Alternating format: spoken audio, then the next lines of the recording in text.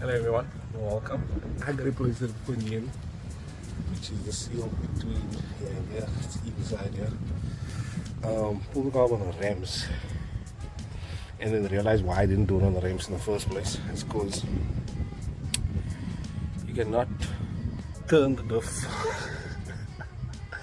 So if I need to loosen a nut, I need to roll it off forward or back, and that's nice. Gonna loosen this up now. Once this is off and out the way, there's a nut inside here, and then you need to use a puller to pull this off. Sure, can only imagine how that's gonna be. I have the seal already. Right now it's 18 bolt over this side, and it's a T55 for the other end of the other diff nut here. I have no room. I'm trying to remove the exhaust, but that bolt there, I don't want to break it. I'll break it and then it's kind of stuck.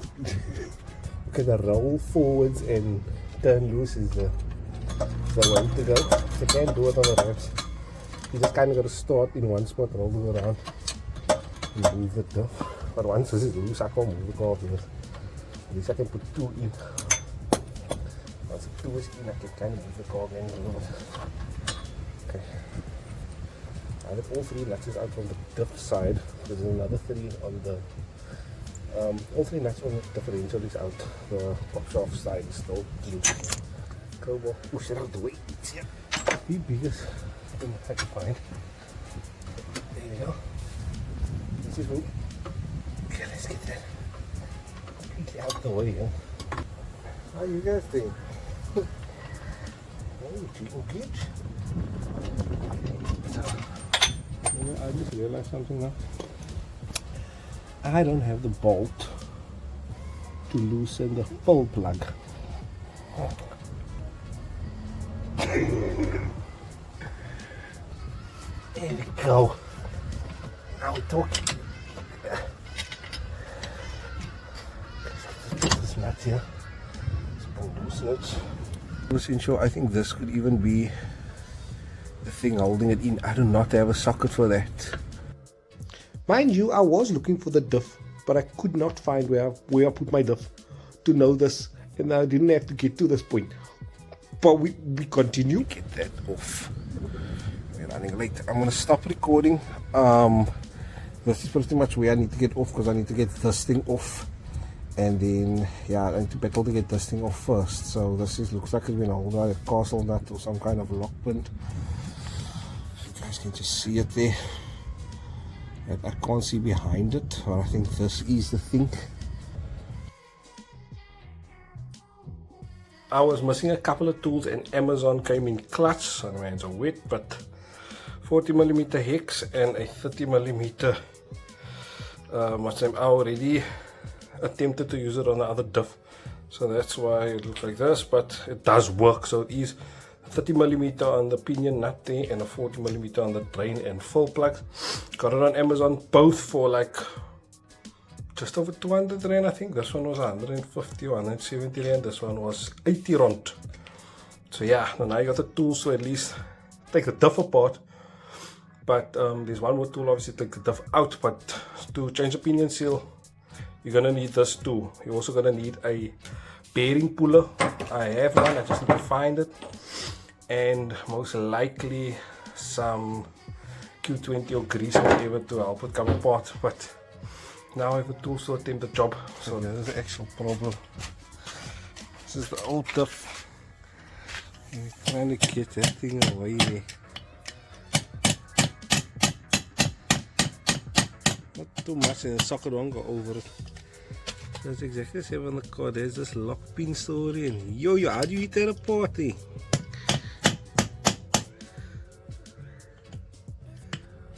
No, but don't they sell how to remove it? That's why they sell the nut separate. So you must now essentially break this nut to get this nut off. I do one day, So and you then use the style speaker just to heat it in, and it eventually came out and broke. So now let's see if it turns off. Okay, there you go. Just pull the whole thing up. Pull the whole thing up. Towards that. Just the whole thing, everything.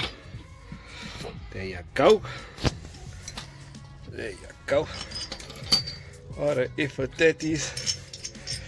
And then I still gotta get this out. We go fix the other seal, go. So this is the new seal that's sitting on here. Hey, that thing must come out here. So you must eat that one out. But don't take that one out. That was nothing wrong with that one. Okay. So once you take it out, it's not damaged. Okay. Now put that one back so that we can see how to put it back. To get it into the spline again, right? This must go. Now you must just eat it in. Day 2. Anyways, so practicing on the diff did help because we know exactly now how to make it loose. I did use the 30 socket to turn it loose. It's a bit difficult with the diff on the floor, but you need a lot of leverage just to get it loose. It does come loose, and it does come loose anti-clockwise. So it doesn't have a funky thread. It's exactly like a normal righty-tighty, lefty-loosey type of vibe. And yeah, so that's pretty much what that is. I still got to get back to that job.